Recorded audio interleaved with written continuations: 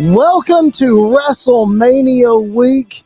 It's our Christmas season. We are so happy that you have chosen to join us here on Squared Circle Radio. If this is your first time, please subscribe wherever you find your podcast. Like the video on the YouTube channel. We would appreciate it very much. I'm your host, Chris Belcher. Andy York is not with me today, but I do have a very special guest to kick off the Monday of WrestleMania week. Let's get right to it. He ranks number 4 on the top 100 college football media personalities. His show, Late Kick Live, airs every Sunday and Thursday at 8 Eastern on the Late Kick YouTube channel, which has 250,000 subscribers. And in podcast form, one of the top podcasts in all of college football. Not only that, he's a storm chaser. He's a train hopper. He's a workout machine. He's a music aficionado. He also plays left center field for the Grove softball team, but most importantly, for our context, he's a wrestling fan. Josh Pate is joining us. Josh, thank you for joining the show. We appreciate it. Belchi, I got some speaking engagements coming up.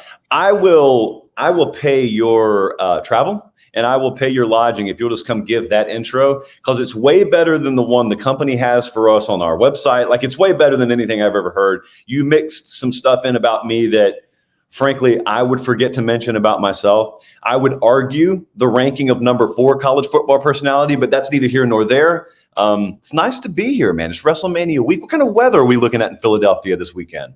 Man, it's unpredictable. Let me just tell you. I haven't looked specifically at Saturday and Sunday. I know when I was in New York for WrestleMania 35, it sleeted one day and then it was 80 degrees the next day and then rained the next day. So I imagine Philadelphia is going to be no different. It's one of the reasons that I'm not in Philadelphia this week for WrestleMania. I don't want to deal with the elements. I'm a dome guy. I know that you don't like dealing with the elements when you go on the road as well. So you can relate, right? Yeah, I don't even like it. I don't even like it in football games. So yeah, you imagine if I were buying a more entertainment-based ticket, concert, wrestling, etc. I am fascinated. Like I'm not a Taylor Swift fan per se, but I'm fascinated by the logistics of her tour. I am fascinated by the logistics of just major production operations. So of course, WWE fits into that equation, and doubly, especially big events like WrestleMania. And man, if I were purchasing tickets to that thing, I am not an anxious person, but I would be checking 7-day, 5-day, 3-day, 72-hour forecast constantly. Because if I'm sitting anywhere outside of ringside, man, you're taking your life into your own hands a little bit with that. Yeah, you definitely are. You look at WrestleMania 37, it was the first WrestleMania when they had the 25,000 people right after COVID, and it got rain delayed for over an hour, and we'd never seen that happen at a WrestleMania before. I know, again, at 35, the rain came far after the event, but it was pretty close. We were standing in the parking lot and got soaked trying to get out of there. That's neither here nor there. Of course, Josh being the weather aficionado, we have to dive into the weather. He knows his stuff. He keeps an eye on things. For those of you who are unfamiliar with Josh, do yourself a favor, follow him on social media, all platforms at Late Kick Josh. But Josh hosts the Late Kick show every Sunday and Thursday, as I mentioned. Josh, how did you start Late Kick? I want to make sure that our listeners understand what you do, why it's important, why you're able to relate to college football fans across the board. How did Late Kick get started? Man, well, we'd take up the whole pod if I told you the story. I think there's a lot of synergy between what we were able to do in the college football space and what a lot of people have been able to do in the wrestling space. And honestly, I don't ever tell people this, but I'll talk to you about it. I learn a lot from what some folks do in the wrestling space, because I think that wrestling, just for decades and decades and decades, has always been out front of the movement in the sports media space. And it's no different in the digital media space. Like, folks started going on these platforms to talk wrestling before they did college football. I just watched it and said, wow, that's applicable in the college football world. But I was doing local talk radio a little over a decade ago down in Columbus, Georgia. Knew I wanted more than that. Went and did local news and ended up being sports and then a news anchor there, but wanted to do a college football show. So I was doing a little local show down in Columbus, but it was just Auburn, Alabama, Georgia. And this is mid-20 teens now. So this is when YouTube and Facebook, et cetera, they start letting you broadcast live, which was like a Berlin Wall falling down for people like me who knew that overhead and distribution, those were the barriers to us doing what the big boys did. At that point, the barriers are broken down. You're on your own. If you're good enough, you'll make it. And so I thought that we could put out a product that was good enough. So took a chance, turned down a contract extension to be a news anchor, and kind of ventured out into the digital media unknown, but launched the YouTube channel, started doing pretty much the same show I do now, just with far less bells and whistles. And it got seen by the right people at CBS.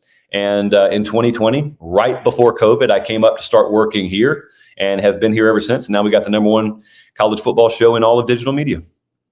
And you get to work with me. Well, yeah, that's what I was leading to. I wasn't done. I was pausing. I wasn't done. And I get to work with you, period. Oh, goodness. I get to see Josh at least 2 to 3 times a week. Josh is a busy man. He's in and out of the office, but he does the show in our studios in downtown Nashville, Tennessee. So again, if you haven't checked it out, YouTube channel, Late Kick, every Sunday and Thursday, and during the regular season on Tuesdays as well, and available wherever you find your podcast. Josh and I get to work together. It's a lot of fun. Josh, you mentioned that intro that I gave you, which, I mean, I'll Barry Horowitz myself, pat myself on the back for that one. I talked about how widely cultured that you are. And you talked about how, I mean, let's be honest, you know a lot of stuff, and I'm not just blowing smoke. We're friends, but I respect a lot of the things that you know and your vast majority of knowledge.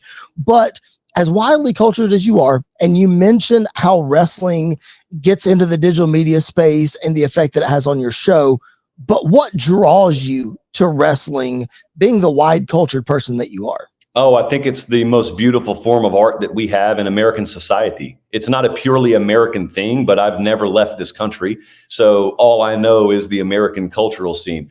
I think at its best, it is the perfect blend of athleticism and storytelling. I grew up when I was a younger kid. I didn't watch wrestling when I'm, 5, 6, your formative years, when most of your audience would have started watching wrestling. I wasn't watching it.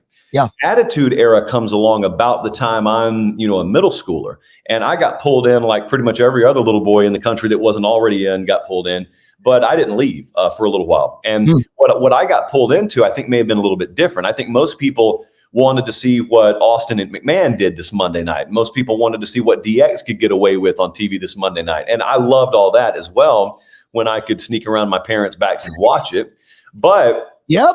I was really, and we can go back and talk about that, but I was really fascinated by just the concept of like what's happening there, the concept of suspending one's disbelief. Because as much as you want to equate it to movies and whatnot, and movies are fake, you go watch those. It's just different when you buy a ticket and go sit in a movie theater chair and you're watching a screen versus watching a guy vertically suplex someone else in a ring in front of 15,000 people and having to sell. Having people in front of other people having to sell. It's not a Broadway show either. So we're taking elements of cinema, we're taking elements of Broadway, but we're also taking elements of UFC, like all the way back to the Gladiator days, and we're just putting that in a blender. And if you didn't know wrestling existed, but you knew about all the rest of those things, and I told you I was going to put all that in a blender, oh, by the way, put like a rock concert in there as well, you would be very interested with what's about to get poured out. And what gets poured out is pretty incredible. Now, it has its ebbs and flows as far as how attracted I am to the current product. But overall, 50,000 feet, just the spectacle and presentation of pro wrestling it hasn't always fascinated me. Once I got pulled into it, I never lost the fascination.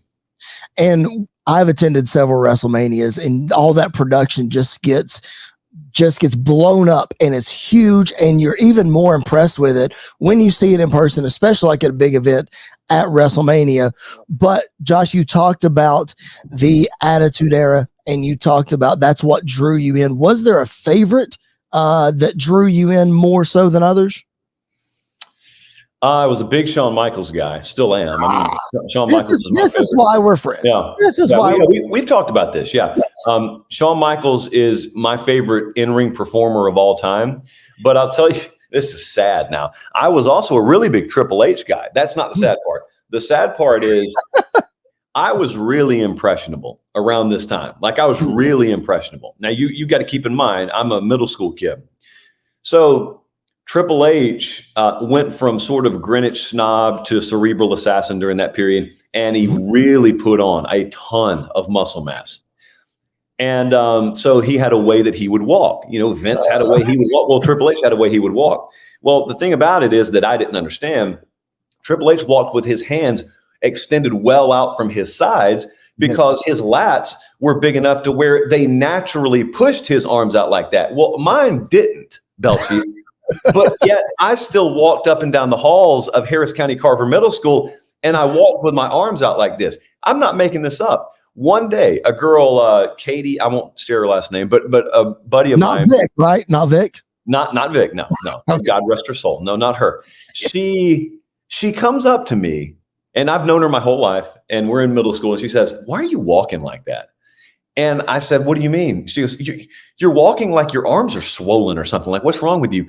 And so I realized I'm doing the Triple H walk, and I didn't even know it. That's how big an impact Triple H had on me. And I wasn't I did not stand in the lunch line and spew my water all over the place. I didn't do that because it was the subconscious in me that was making me walk like him. Sure. So I was a big Triple H guy. Austin had the same kind of impact on me that he had on everyone.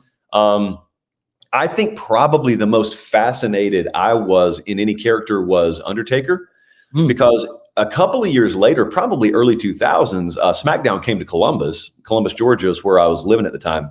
And it was when he had gone back to the dead man persona. So it may have been a little after the early 2000s, but he had gone back to the dead man persona. He's feuding with Mark Henry. And so, they do whatever they do on the show that night.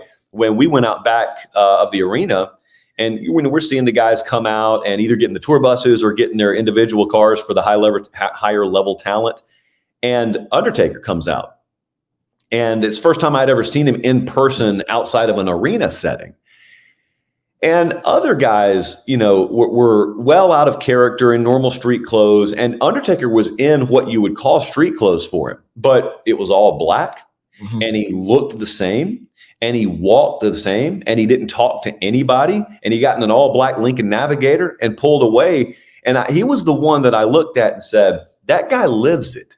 Like, he's living it. I really am intimidated by this person as he walked by me, the same way that people are on television. And I just remember, like, I was talking to my dad who didn't grow up a wrestling fan. He was asking about Undertaker. And I said, I'm trying to explain his character to someone who's not familiar. And if you try and explain that, well, the thing about this guy is he's dead, and he tried to kill his brother, but his brother survived the fire. And you don't even want to know what happened with his mom. If you try and start saying that stuff to someone who has not immersed themselves in the story, you sound insane, but yet it's all what happened. And this guy has been able to fill that role to where no one even laughs. Like, if we laugh when we're talking about it, we're only laughing that someone else doesn't get it. Because if you've immersed yourself in it, it's fully believable and you're like all in on it. And I just think about what kind of skill it takes and what kind of persona it takes to be able to pull that off, knowing how insane it sounds to the outside world, where people on the inside just go with it and they're even reverent towards it. You suspend your belief. As we know, as wrestling fans, you have to take what seems to be unexplainable and just buy into it. And that's part of the magic of it. The Undertaker, one of the greatest WrestleMania performers of all time. Let's go down that rabbit hole for a second. He retired at the end of 2020. His last match was WrestleMania 36, the cinematic Boneyard match against AJ Styles. And then shortly thereafter, the Last Ride series came on the WWE Network, an incredible, I think it's 5-part series, behind the scenes look for the first time ever at The Undertaker, breaking kayfabe for the first time. And now he's doing a spoken word tour by himself, normally follows the WWE pay-per-views and that kind of thing. So The Undertaker, you just mentioned it, the one guy who lived the gimmick, is now breaking kayfabe. He's now telling all of his stories. And it got a lot of backlash for a while from a lot of pure wrestling fans who just wanted their Undertaker back. He was the one that they didn't want this to happen to. What's your take on that? I mean, I know that wrestling, now we see so much of the podcast, the Bruce Pritchards and the what have you telling stories, but with The Undertaker, did that bother you at all? Yeah, look, he's long since earned the right to do whatever he wants to. If you ask my personal preference, I would prefer that it didn't happen. I just don't need to know everything. I would prefer not to know everything. I would prefer not to know how the magician just made his assistant disappear. I am not the person who needs the curtain pulled back for me. When I was younger, I wanted it. You know, and by the way, I mentioned the magician intentionally. I've heard Cornette talk many times about the difference in the magic/illusion industry and the wrestling industry. Is that industry is very protective of its craft, and wrestling is gone out of its way to expose itself in the last decade or so. So I, when I was a kid, Fox ran those specials, Breaking the Magician's Code. I remember that. I'm fascinated by that show. It's a huge deal because no one had ever exposed the magic industry, I guess it would be called. And I remember being so excited to watch it. Then I watched it, and then I wished I hadn't seen it, because once you've seen it, it's like you know, anything else. When there's a suspension of disbelief and there's a theater of the mind aspect that's at work, it can only let you down. And so I'm not saying like Mark Calloway, the man, let me down. Sure. I've enjoyed listening to his stories and his testimonies and whatnot.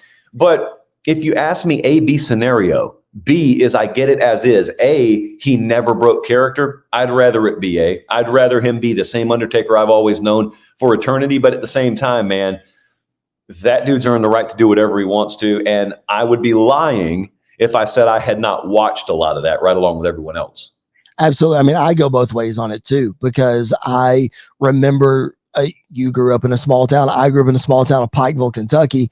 In Eastern Kentucky, I remember Smoky Mountain Wrestling every month at the Pikeville College Gymnasium. I was there. And then one show, The Undertaker shows up in this little gymnasium in a 6-man tag match against the Gangstas, which we're not even going to get into, but it was fascinating. But so I've always been a huge Undertaker fan as well. So interesting take for that. Let's go back to you growing up in the South, being drawn to the Attitude Era. You and I have talked at length how you weren't really a WCW guy. You stuck with the Attitude Era. You mentioned your parents earlier. If they were like mine, they would rather me watch WCW than the WWF, which I did for the most part. But why did you never venture over into the WCW side? Brand loyalty.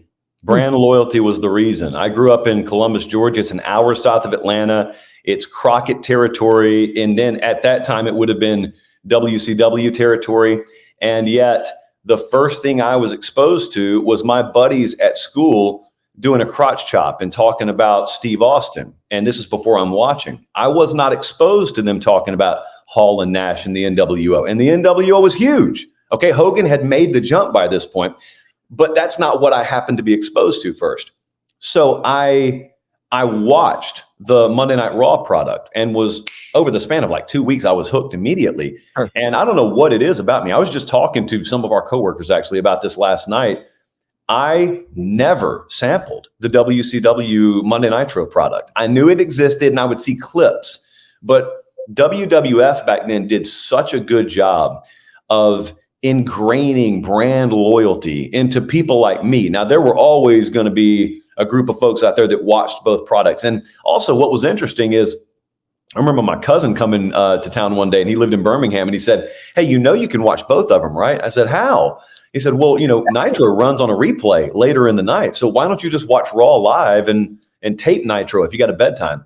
And I said, "Hey, man, I got a bigger problem. The one I want to watch, I'm not allowed to watch. I'm allowed to watch Nitro. I'm not allowed to watch Raw." So we had a whole system devised where, you know, we got off the bus the next day and someone had VHS recorded Raw and we had to watch it before our parents got home. So anyway, it was a tight window, Belchi, in which we had to get our illegal viewing of Monday Night Raw in. But it was just brand loyalty. Yep. And it's crazy because, you know, a lot of people in the South, like I went to church with a lot of guys who had grown up on classic Southern wrestling, and that they would never, like, they would manually skip the USA Network from 9 to 11 on Monday nights just to avoid the WWF product, because to them it wasn't WWF, it was New York. It was the New York product versus the Southern product. And 99 times out of 100, I would have been like that, but it just so happened I was exposed to the other brand first. Very interesting. See, I'm the opposite. Obviously, I was exposed to WCW first. That's what my dad mainly watched. So I got my Stings and my Ric Flairs and that kind of thing. And then Flair ventured over into the WWF. And I would say that's probably what got me to start watching the WWF in 92. But then you mentioned the man, Shawn Michaels. I saw Shawn Michaels, boom, hooked. I saw The Undertaker, boom, hooked. And then before you know it, I'm watching both shows. So I was one of those channel changers back and forth. I was also one of those, I had to record one show and watch the other and, go back and forth and that kind of thing. But many people, many wrestling fans, at least now that is our age or similar, argue that the Attitude Era is the greatest era in professional wrestling. You're not going to get too much of an argument from me. Let's be honest. You saw the Attitude. You saw Stone Cold, Mike Tyson on the news, all of these incredible media coverages that we just don't see as much anymore. Yet right now, Josh, I know you said you don't watch on the very regular, but a lot of people are saying that this era that we're in right now, just because we look at the Attitude Era through rose-colored glasses, this current era could surpass it when it's all said and done due to attendance records, merchandise records, the list goes on and on. What's your take on an era possibly surpassing the Attitude Era, whether it be the current one or one to come? Well, it's all subjective, obviously. So in my mind, it's fairly impossible because you always romanticize what brought you to the dance. Yep. And so what brought me to the dance was the Attitude Era. So I'm a never say never guy. It's a very popular phrase in that industry. I never say never, but at the same time, look, here's my take on it. Number one, I mean, they hot-shotted several years in exchange for getting viewers like me. And I understand that dynamic. And it's very possible, given my view on this industry and life, that had I been a fan from birth, maybe the Attitude Era does the opposite to me. Maybe it turns me off. Because I've listened to some of the old timers talk about coming up in the territory days and then watching what happened to pro wrestling. And I'm telling you right now, in my world, in college football, there are some things very similar now happening to my sport relative to what it used to be that happened to pro wrestling, what it was in the territory days versus what it morphed into in the late 90s kind of corporatized world. So I may have not liked it, but I got pulled in the Attitude Era. Well, since then, I think there are some mechanisms that have been put in play, and this is just speaking for me now, not anyone else. There are some mechanisms that have been put in play that can't be undone to me. Mm-hmm. And when the entire kind of ecosystem started to go out of its way to peel back the curtain and to sort of mock your suspension of disbelief, that turned me off. Now, again, I'm speaking for myself and only myself, and God bless you if you watch every hour of programming every week. Wonderful. Yep. I still find it entertaining as well. But there is a layer of me you can never reach with today's product that yesterday's product reached, because yesterday's product had on its side the fact that the business had not been exposed to me. And it wasn't nearly as produced as today's product. Now, I'm not talking about in-ring work. I'm not doing an apples to apples comparison of in-ring work. But to me, again, for the third time speaking personally, pro wrestling has never attracted me first and foremost with in-ring work. The in-ring work was always downstream of the story being told. And the story being told had to be something that I found authentic and believable and buyable. It had to be raw, no pun intended. It had to touch me somewhere past just the surface. It needed to be more than people reading off of whatever they've been handed earlier in the day, in other words. And back in that time, I did feel that.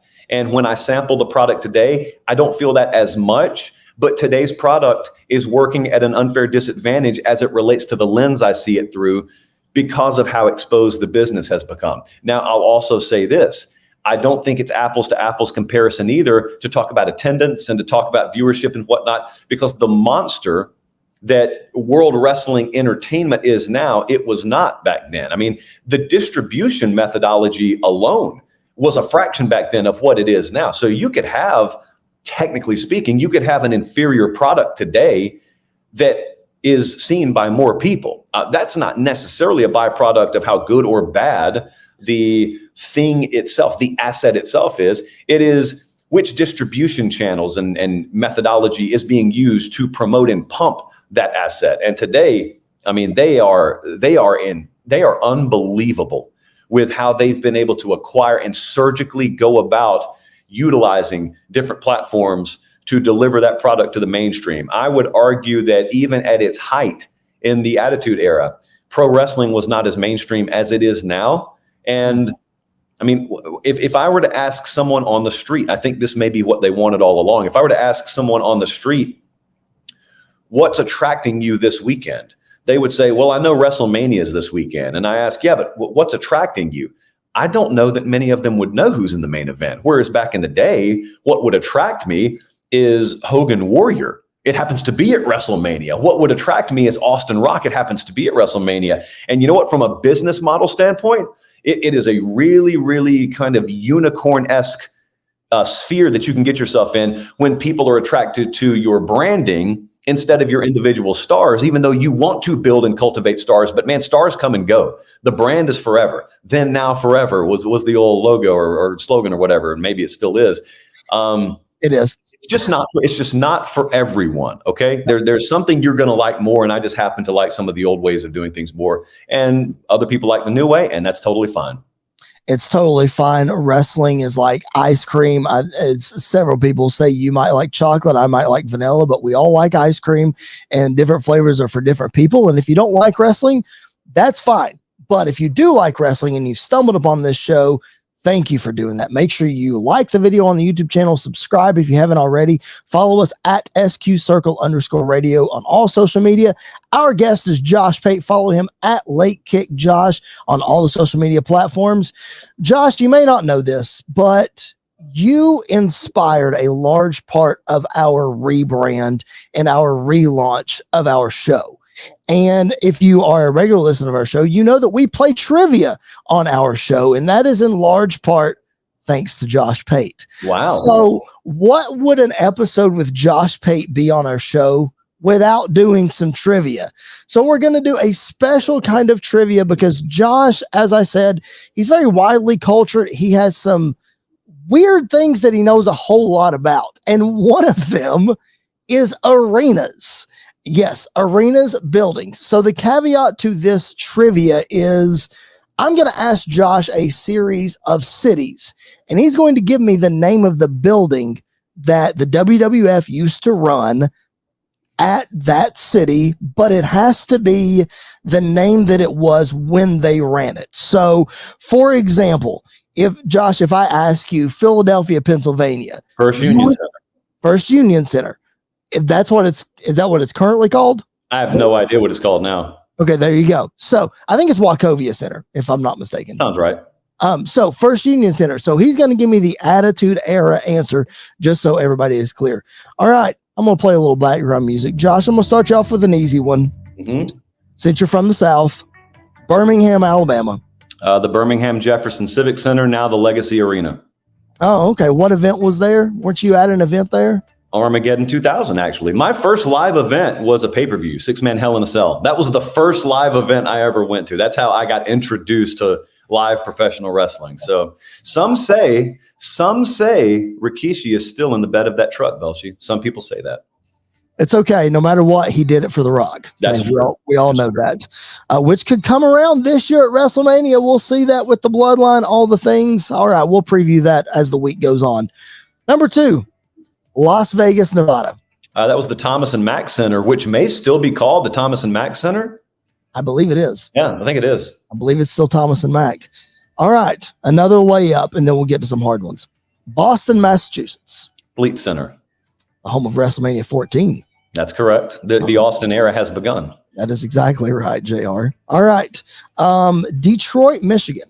Joe Louis Arena, home of the Zamboni incident. That is very true. Yes. That's also where Shane McMahon made his comeback. That's a long time ago now, but it feels recent to me. That is correct. That was like 2016, 15. Yeah, 16, do you understand we're closer to that being a decade ago than we are to it happening? It's amazing. It's amazing, isn't it? Oh, my goodness. All right. Rochester, New York. Come back to that. Okay. All right. We'll put that one on hold. San Jose, California. It's the Shark Tank was the nickname of the arena, and that's what they called it. I don't know what the corporate technical name of the arena was. It was like the SBC Center or something like that. So they changed it twice. Royal Rumble 98 was there under the San Jose Arena. So probably was loosely referred the other way. And then the Compact Center was the home to SummerSlam 2001. The Compact Center was also Houston at one time. It was. That is correct. Man, Compact was doing good back then. Now, probably not. Baton Rouge, Louisiana. I actually do not remember them running Baton Rouge. They ran it Monday Night Raw, January the 10th, 2001. I just remember the Cajun Dome in Lafayette. I remember the New Orleans Arena in New Orleans. I have no recollection of Baton Rouge being run. So obviously that doesn't. Yes. Yeah, I didn't watch that night. I stumped him. What's it called? The Riverside Complex. No. That's where people do like Shakespearean recreations. That's an amphitheater. That doesn't count. Oh, man. I love it. I got him. Yes. Phoenix, Arizona. That's the American West Arena. That is correct. Yes. What about San Diego, California? The San Diego Sports Arena. That is correct. One of my least favorite arenas that they run. I just aesthetically, I don't like it. It's got the little bars that signify the sections on the roof. If you've ridden by it, there is approximately nothing picturesque about it. It's just out in the middle of a concrete ocean. And San Diego's beautiful. The sports arena, though, I think we could do better. How about Austin, Texas? That was the Frank Irwin Center. Rest in peace. They tore it down. That is correct. Nice. All right. They used to run that all the time, man. I felt like they were in Austin every other week. They did. Another one they ran all the time, Grand Rapids, Michigan. Oh, the Van Andel Arena or Van Andel or whatever it's called. That's where Austin did the monster truck thing. And let me just sidebar if I can. That night when Austin did the monster truck, I'll tell you what aggravated me a little bit. Okay, we talked about suspension of disbelief, and I'm willing to go a certain amount for you, but you cannot be having the Titantron 15 feet higher than it normally would be on a given night, and your entranceway clearly altered. And then Steve Austin just so happens to pull up in a monster truck that everyone's surprised by, except the set is built, custom made for him to drive it in the arena. I had issues. I'm just saying I had issues. I tuned in the next week, but I did have issues. I remember that vividly. That's you know something's gonna happen. You hope it's with Austin, and then there it is. Providence, Rhode Island. Is it? So once upon a time, was it the Providence Civic Center? You are correct. That is correct. Did it ever change? Is what I'm asking. I don't think so. It may still be that. I don't know. But when the WWF ran it specifically in August of 2000, Providence Civic Center. Yeah. What about, let's go to a fun state that loves Josh Pate. How about Ames, Iowa? Hilton Coliseum, Triple H's first WWF title win, the night after SummerSlam 1999. That is correct. August the 23rd. Wow. Did you have beef with him not putting the title on him at SummerSlam and just doing it the next night? No, because in retrospect, listening to the reasoning, I get it. Now, in retrospect, also, it's obvious Triple H was ready, but at the time, it's kind of weird. Like if you don't elevate to main event status in a certain amount of time, you just get forever cast as a mid-carder. And I don't know if that's the way it is now, but it was the way it was back then. And Triple H, because of the curtain call and being pushed back down the ladder a few rungs, had spent a little too much time as a mid-carder, kind of IC title contender at best. And he did his DX thing, which was entertaining. But dude, that would have typecast and pigeonholed many a guy. And so he was trying to break through a ceiling that in some cases he had put on himself. In other cases, maybe the office kind of participated in. And you got a guy that is the bona fide main event A-level draw in the company. And if he looks at you and says, I don't think you're quite ready yet, I'm not going to do the favors for you. I mean, it's not the craziest concept in the world. Now, in retrospect, like I'm sure Steve Austin looks at that and says, yeah, he was ready. But at the time, you don't get the benefit of hindsight. Yeah, that is very true. It definitely, some of that still sticks today. That is not anything that has changed in the wrestling business. Might look a little bit different. Some guys are extremely popular and they get pigeonholed into that box and they never make it to the next level because you have your top guys and then you have your entertainment guys, and then it's hard to move from box to box, which you just described as Triple H being able to move and transition, which makes him one of the greatest of all time. All right, Sunrise, Florida. That's where they had Armageddon 99. Uh-huh. Is it named after a car rental business? It is. Is it the nationwide? Is it nationwide or national? National. Yeah. Because they didn't run it a lot. First off, they just go to Miami, and secondly, I remember thinking that's a weird sounding name. Yep. Nationwide is the insurance. National Car Rental is the. And car. was it called like the full name? Was it the National Car Rental Arena? Yep. It sure was. They can't just call it the National Arena because it just sounds like you're trying to be patriotic. And yes, patriotism is good, but we got branding to push. I'm going to come back to an event that you were at, and this is a layup. Charlotte, North Carolina. The Charlotte Coliseum. Wait. What was I at the Charlotte Coliseum? Weren't you at Unforgiven 99? No. I thought you told me you were Unforgiven 99. No. Was the main event a 6-pack challenge? It escapes me. Maybe. British Bulldog was in that too. No, I was not at that one, but I do know the Charlotte Coliseum because it is a massive arena. Actually, the Greensboro Coliseum is even bigger than that, but those arenas over in the Carolinas are big. They are huge. All right, last one, immunity. Last one. Here we go. Back to Rochester, New York. All right, so the reason I was asking, it's like the Blue Shield or Blue Cross Arena. I think like in latter years, I just don't remember what it would have been called back then. It was the Blue Cross Arena. Was it always the Blue Cross Arena? It was on June the 5th, 2000 when the WWF ran it for Monday Night Raw. Look at you. Oh, did we just bat 1,000? No, because you missed. Baton Rouge is not a real place. It is in college football, but in wrestling, it's not a real place. I don't even. That's why I asked you, because it's a real place in college football. No, we get to drop our worst answers on this test. I made 100.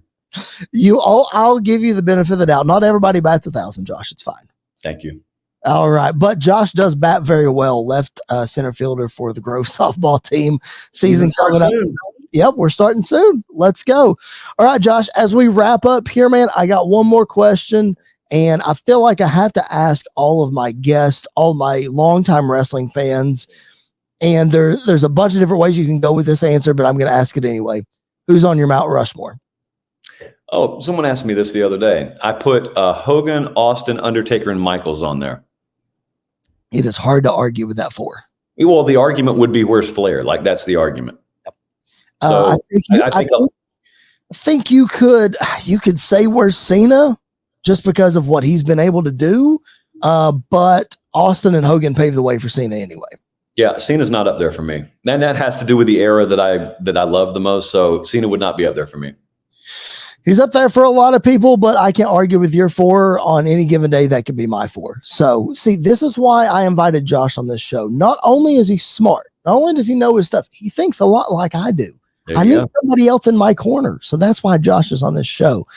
Appreciate you, man, hopping on at Late Kick Josh. Make sure you're following him all over social media. Late Kick Live on the YouTube channel, Sundays and Thursdays at 8 Eastern and wherever you find your podcast. Josh, anything else you want to add, ma'am, before we sign off? Just a hearty salute to you and the audience. We appreciate you, man. Make sure that you're following us at SQ_radio on the way out. I'm at Chris Belcher 24. Go visit ProWrestlingTees.com/Squared Circle Radio. Buy yourself a t-shirt. Support the show. We would appreciate it very much. All right. That is going to do it. My name is Chris Belcher. Again, thank you to Josh Pate for hopping on. It's WrestleMania week, kicking off the biggest week of the year. We have content for you each and every day this week. We're recapping the shows. We're previewing the shows. We're doing more trivia, all the things. Subscribe. Keep it locked in right here. Again, my name is Chris Belcher. This has been Squared Circle Radio. We will catch you guys down the road.